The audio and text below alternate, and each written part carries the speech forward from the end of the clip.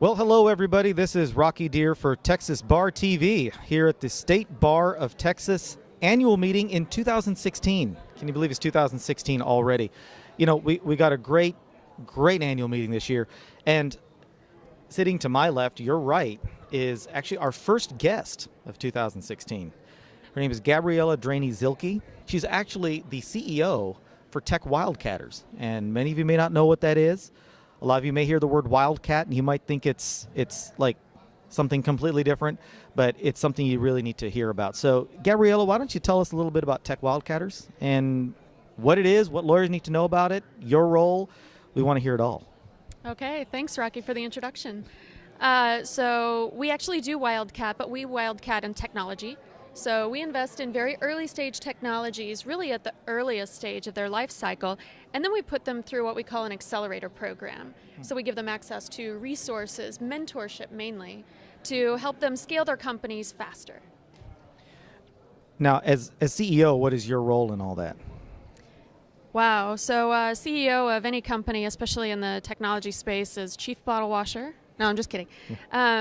Actually, I started the company in 2009, and at this point, I'm both the managing partner of our funds and the CEO. I manage basically high-level vision, strategy, and goal setting for the organization. And then, of course, I get to work with all of the startup founders, which is really my passion. I was in venture capital prior to this, but prior to venture capital, I was an entrepreneur. So my first company, we actually just talked a little bit about it. We wrote the software for the fractional aviation industry.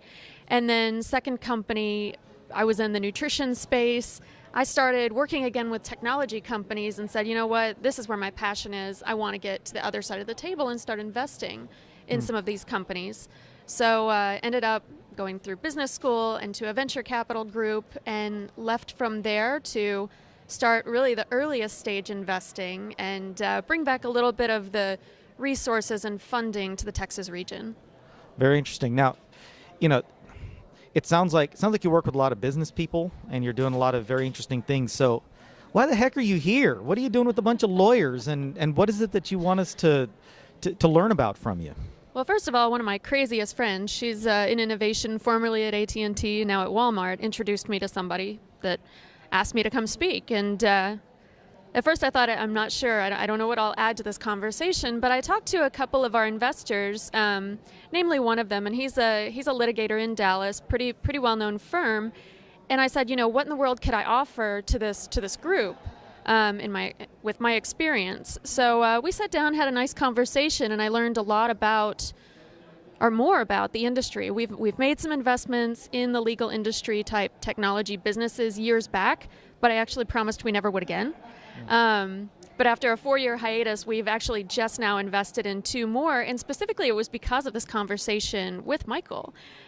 We sat down and talked about some of the changes coming down and what to expect and how to work within the industry. So I'm excited now again about a lot of the changes I see on the horizon, and hopefully I can help make people a little bit more comfortable with that, because I do know that the legal profession is not exactly a leading change agent in the world.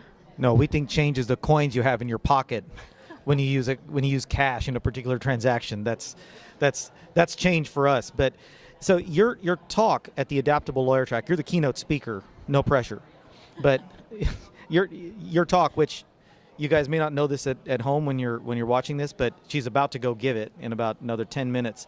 So it's called Lawyers Disrupt Thyself. How are we supposed to disrupt ourselves? What are we supposed to do with this topic? I mean, what are you going to be covering? Can you give us kind of an overview?